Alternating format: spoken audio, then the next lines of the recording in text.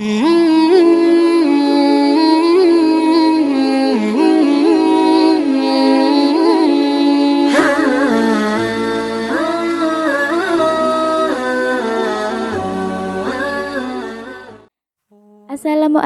warahmatullahi wabarakatuh. Cara iblis berkembang biak.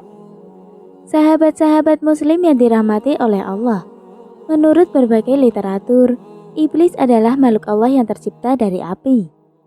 Iblis termasuk makhluk alam gaib yang tidak mampu panca indera manusia mendeteksinya.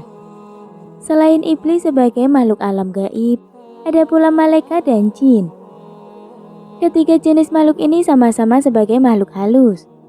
Jin sama dengan iblis, tercipta dari api, sedangkan malaikat tercipta dari nur atau cahaya. Mengenai kepatuhan beragama, semua iblis kafir, dan jin ada yang kafir, ada juga yang Islam. Adapun malaikat tidak ada yang kafir, semuanya Islam serta taat menjunjung perintah Allah. Semula Allah menjadikan iblis sebagai ketua di alam gaib.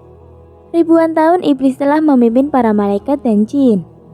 Kondisi ini bergeser ketika terjadi pembangkangan iblis terhadap perintah Allah. Sesaat setelah Allah menciptakan Nabi Adam, Allah memerintahkan semua malaikat agar bersujud menghormat kepada Nabi Adam. Atas perintah itu, semua malaikat sujud dan tunduk kecuali iblis. Ia tidak mau karena kesombongannya. Iblis merasa lebih mulia daripada Adam karena dia tercipta dari api dan Adam tercipta dari tanah. Kesombongan iblis ini membuatnya enggan mengikuti perintah Allah dan mengundang murka Allah. Allah akan memasukkannya ke neraka, tetapi iblis meminta penangguhan sampai hari kiamat. Penangguhan ini sebagai kesempatan bagi iblis untuk mencari teman masuk neraka sebanyak mungkin dari kalangan jin dan manusia. Iblis mempunyai kepandaian menggoda anak Adam selagi di dunia, supaya tergelincir dari kebenaran. Manusia yang tergoda rayuan iblis dengan senang hati menyimpang ajaran Islam, tidak menjalankan kewajiban, dan bahkan mengerjakan larangan agama. Iblis diusir dari surga dan ditangguhkan umurnya sampai hari kiamat. Menurut riwayat Asy-Sya'bi, dia pergi dari surga memakai turban yang tidak mencapai dagu, pica atau memiliki mata satu, dan mengenakan sandal hanya pada salah satu kakinya. Adapun setan adalah keturunan-keturunan iblis. Setan ini ada yang berasal dari jenis jin, dan ada juga yang berasal dari jenis manusia atau keturunan Adam. Kalau iblis memiliki keturunan, lalu siapa yang menjadi istrinya, dan kapan dia kawin? Dalam hal ini, Imam Qursi beliau berkata, Bashir bin Walid Al-Kindi meriwayatkan dari Muhammad bin Tolhah, dari Zaid dari Mujahid, ia berkata, iblis itu mempunyai satu orang anak. Masing-masing dari mereka ia beri tugas. Dari perintahnya 5 anaknya itu diberi nama Sabur, Awar, Mas'ud, Dasim, dan Zakambur. Lalu bagaimana cara iblis berkembang biak? Di dalam kitab Sab'atu Kutubi Mufidah halaman 202 dikatakan bahwa sesungguhnya Allah Ta'ala menciptakan zakar atau penis pada paha kanannya iblis dan farji atau vagina pada paha kirinya iblis, dan iblis menikahkan paha kanan dengan paha kiri. Maka keluarlah setiap hari 10 telur, dan dari setiap telur keluar 70 setan lelaki dan setan perempuan. Imam Mujahid berkata, sesungguhnya iblis memasukkan farjinya ke farjinya sendiri, kemudian mengeluarkan 5 telur. Ini asal keturunan iblis. Dikatakan bahwa sesungguhnya Allah menciptakan zakar pada paha kanannya iblis dan farji pada paha kirinya iblis, dan iblis mengawinkan paha kanan dengan paha kiri. Maka keluarlah setiap hari 10 telur, dan dari setiap telur keluar 70 setan lelaki dan setan perempuan. Demikianlah perkataan Imam Mujahid.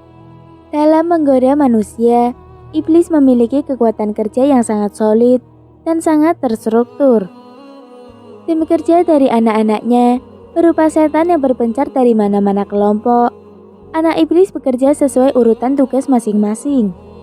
Yang pertama ada sabar. Anak iblis yang mendapat tugas membawakan dan memperlancar terjadinya musibah, penyakit, wabah kepada manusia. Melalui cara ini, setan bisa merusak fisik dan mental manusia. Ketika terjadi musibah, manusia merasakan duka yang mendalam. Perasaan sedih selalu menyelimuti dan suasana tangis hampir tiada henti. Saat tertimpa penyakit kronis, sering manusia panik dan ketakutan. Anak iblis pun memanfaatkan suasana ini hingga manusia mau berbuat sesuatu, walaupun bertentangan dengan syariat agama.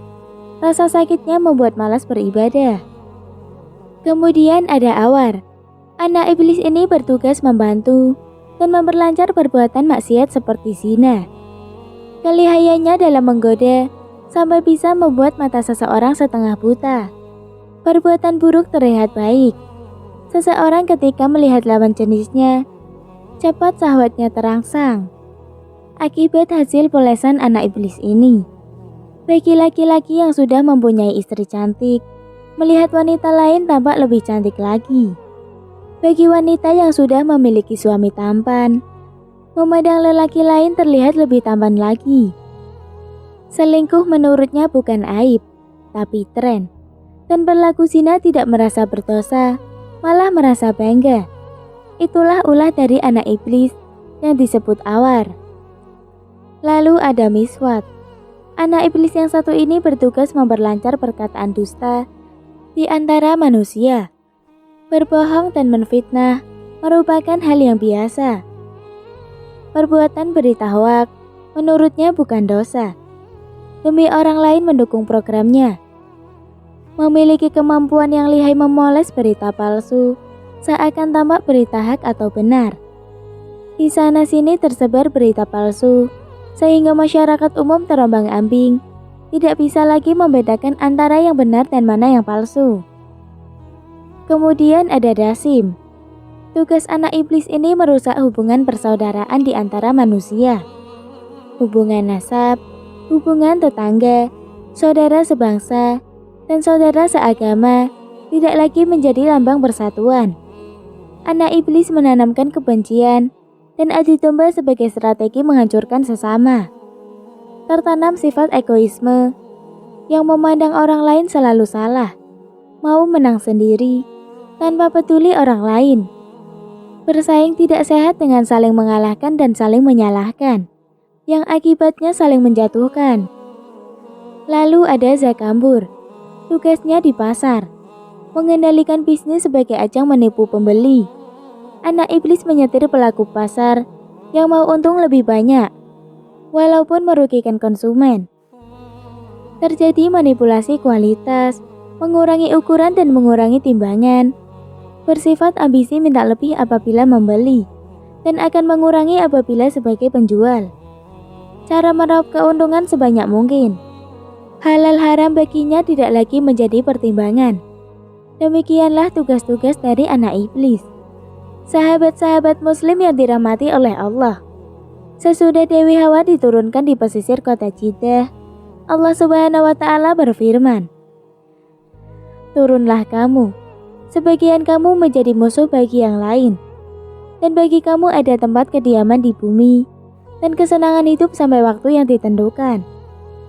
Dalam Al-Quran surat Al-Baqarah ayat 36. Adapun iblis yang dilaknat, dia diturunkan dari golongan malaikat dan menjadi setan yang terkutuk ketika dia keluar atau turun dari surga. Maka dia turun di bumi Irak, sekitar kota Basrah.